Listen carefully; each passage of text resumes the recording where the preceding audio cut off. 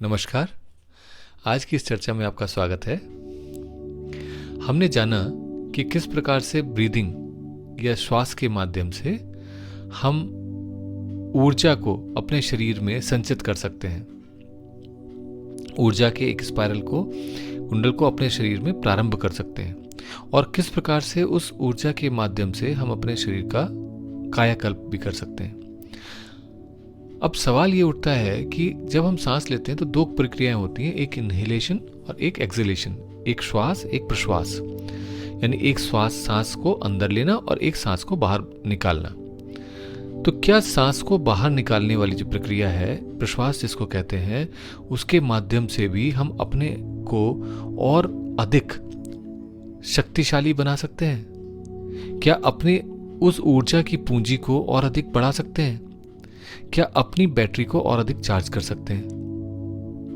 तो ऐसे सवालों पर आज हम चर्चा करेंगे और समझने का प्रयास करेंगे किस प्रकार से इसको हम उपयोग कर सकते हैं। इसका क्या एक छोटा सा प्रयोग हो सकता है जिसके माध्यम से हम इसका अनुभव कर सकें। तो आज का विषय प्रारंभ करते हैं। हमने पिछली बार ये जाना कि किस प्रकार से प्रेशर के डिफरेंस के कारण हम वायु को अपने शरीर में लेते हैं, लंग्स में वो आती है और उसके बाद प्रेशर डिफरेंस के कारण ही वो किस प्रकार से शरीर से बाहर निकल जाती है। अब इसमें आप दो चीज़ें देखिए, जो ऑक्सीजनेटेड ब्लड या ऑक्सीजन शरीर में आकर के ब्लड को ऑक्सीजनेट करना, ये जो प्रक्रिया है ये हमने अपनी बायोलॉजी की बुक्स में या जीव विज्ञान की किताबों में पढ़ी है। जो दूसरी प्रक्रिया हमने नहीं पढ़ी थी, जो योग के माध्यम से हमें समझ में आती है, वो है प्रेशर डिफरेंस के कारण से जो ये एयर का मूवमेंट हो रहा है, इस प्रेशर के माध्यम से हम अपने नाभि पर ऊर्जा की उत्पत्ति करें, ऊर्जा को अनुभव करें। अगर भौतिक विज्ञान की भाषा में कहूँ तो ये जो प्रेशर है यही फोर्स अपॉन एरिया कहलाता है और वही फोर्स अपने आप में जब किसी दिशा में कुछ मूवमेंट करती है तो उसे वर्क या एनर्जी कहते हैं। तो इस प्रकार से अगर आप देखें तो ये फार्मूलों के द्वारा फिजिक्स में ऑलरेडी प्रूवन है कि जो प्रेशर है ये जब हमारे शरीर में जाएगा तो ये ऊर्जा को लेके आता है, ये ऊर्जा ही है। तो होता क्या है कि ये प्रेशर आता है नाइट्रोजन जैसी गैस के साथ में, ऑक्सीजन जैसी गैस के साथ में, और ये हमारे शरीर में क्योंकि प्रेशर कम है तो इसलिए बाहर से ऊर्जा वायु हमारे शरीर में प्रवेश करती है और उस प्रेशर को बढ़ जाता है हमारे शरीर में। अब जैसे प्रेशर बढ़ेगा तो उसको हमें करना क्या है, हमें उसे नाभि पे लेके आना है और नाभि पे लेकर आने पर वो अपने आप ही, जैसे हम शांत होंगे, रुकेंगे, तो वो अपने आप ही स्पाइरल होकर के बिल्कुल वैसे ही जैसे चक्रवात उत्पन्न होता है लो प्रेशर जोन या हाई प्रेशर जोन्स के अराउंड, उसी प्रकार से यहाँ से वो स्पाइरल करती हुई ऊर्जा निकलेगी और वो ऊर्जा आगे अपनी गति करती है। अब ऐसे में एक्सहेलेशन होने से क्या होगा?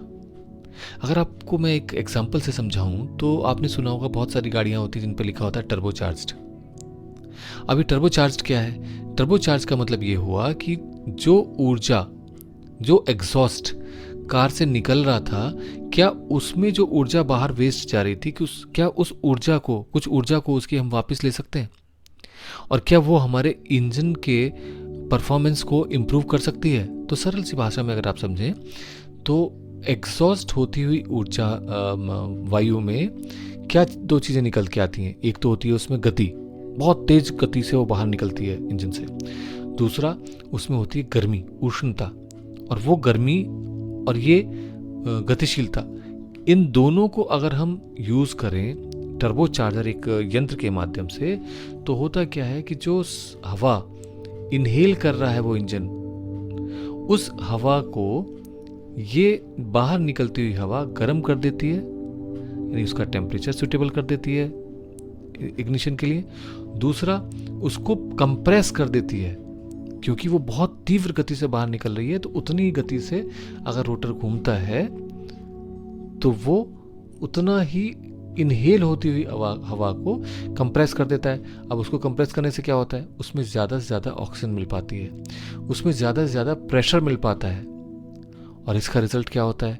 इसका रिजल्ट होता है कार के इंजन की एफिशिएंसी बहुत बढ़िया हो जाती है। उसमें फ्यूल का जलने की मात्रा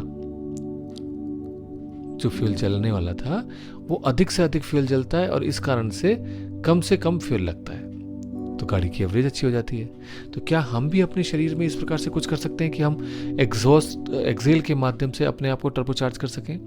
अवश्य। और कैसा कर सकते हैं? आप देखिए, जब भी हम प्रेशर से वायु हमारे अंदर लंग्स में जाती है, उसमें से कुछ प्रेशर हम नाभि पे ला करके उसे ऊर्जा में परिवर्तित कर लेते हैं और अपने शरीर को प्रदान करते हैं। अब जब वो काफ़ी सारा उसका प्रेशर डूब चुका, तो अब वो क्या होगा, धीरे से वह बाहर एक्सेल होता है। एक्सेल होते समय वो हमारे शरीर से जो कार्बोनेटेड ब्लड था जो लंग्स में आया, उसके कार्बन को अपने साथ कैरी करती है, यानी कि सारी नेगेटिविटी जो इकट्ठी हो रही थी शरीर में क्रियाओं के संपन्न होने के साथ ही, उस नेगेटिविटी को, उस ऊर्जा को लेकर के वो वायु एक्सेल में यानी प्रश्वास में बाहर निकल जाती है। लेकिन जब ये निकल रही होती है तो दो काम होते हैं। एक कि ये उस धुएं को, गुबार को, नेगेटिविटी को लेके बाहर जा रही है। दूसरा, उसी समय जो ऊर्जा हमारी नाभि पर एकत्रित हुई थी और विकीर्ण हो रही थी, यानी फैल रही थी चारों ओर, वो वापस कंडेंस होने लगती है।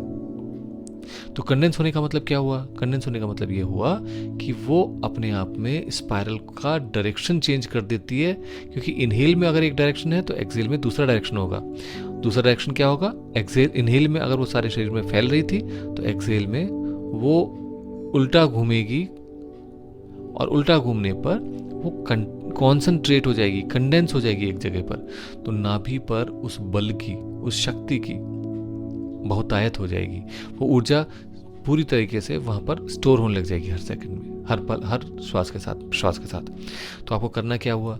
करना ये हुआ कि जिस समय प्रश्वास होती है तो भी हमें अपनी नाभि पर ध्यान बनाए रखना है और उस विपरीत दिशा में घूमते हुए स्पाइरल को अनुभव करना है, और ऊर्जा जो नेगेटिविटी को लेकर के ये हमारी एक्सेल है, इसे बाहर निकल जाने देना है। तो हमारा दो काम हुए जो हमें करने हुए इसमें, नाभि पे ध्यान और उसमें रिवर्स होते हुए स्पाइरल को देखना है, या फिर और सरल भाषा में कहूं तो आपको मात्र एक प्रकाश का बिंदु, इंटेंस बिंदु, उसकी ब्राइटनेस बढ़ती हुई देखनी है और प्रश्वास के साथ ग्रे या ब्लैक कलर का धुआं बाहर निकलता हुआ देखें।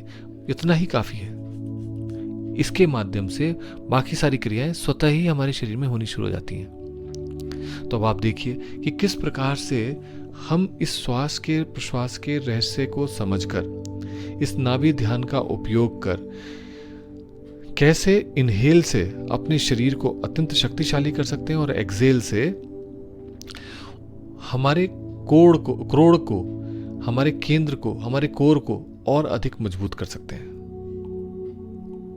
तो दोनों के अलग अलग काम हुए, पूरे शरीर को नरिशमेंट देना, और दूसरे का काम क्या है, हमारे कोर को स्ट्रेंथन करना। तो ऐसे में इस प्रयोग को, एक्सेलेशन को अब आप करिए और उसको समझने का प्रयास कीजिए कि किस प्रकार से, और अनुभव करिए कि किस प्रकार से वो हमारे जीवन को और अधिक शक्तिशाली बना सकता है, स्पष्ट कर सकता है हमारे शरीर को। तो सबसे पहले करना क्या है, पुनः एक आसन में बैठ जाइए।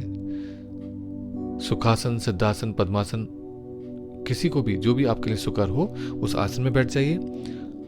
रीढ़ की हड्डी को सीधी कर लीजिए। मैं अभी आपको मात्र एक्सेलेशन वाला प्रयोग बता रहा हूं। इनहेल का आपको पिछली वीडियो में बताया था, उसके अनुरूप कीजिएगा। तो आपको अब डीप इनहेल यानी दीर्घ श्वास लेनी है, गहरी श्वास लेनी है। 2-4 श्वास प्रश्वास को होने दीजिए। अपने चित्त को शांत होने दीजिए।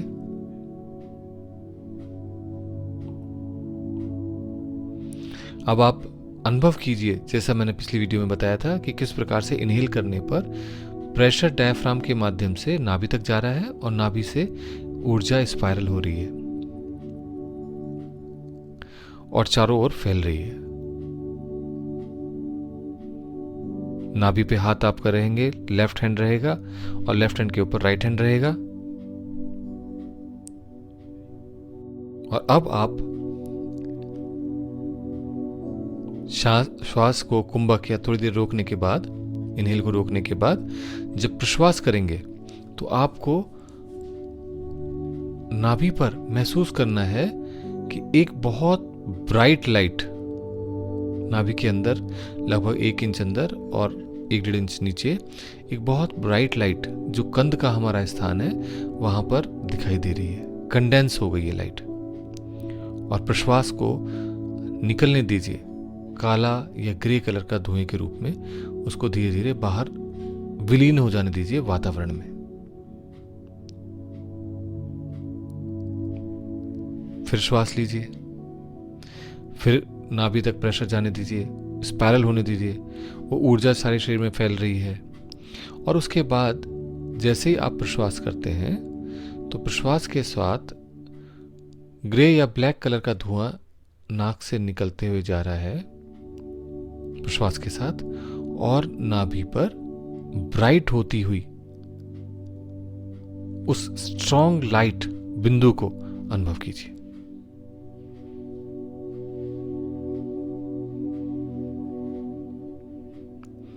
बहुत ही चमत्कारी प्रयोग है, इसको करिए और अनुभव कीजिए कि किस प्रकार से आप और अधिक समृद्ध, स्ट्रेंथन हो सकते हैं। आज के लिए इतना ही।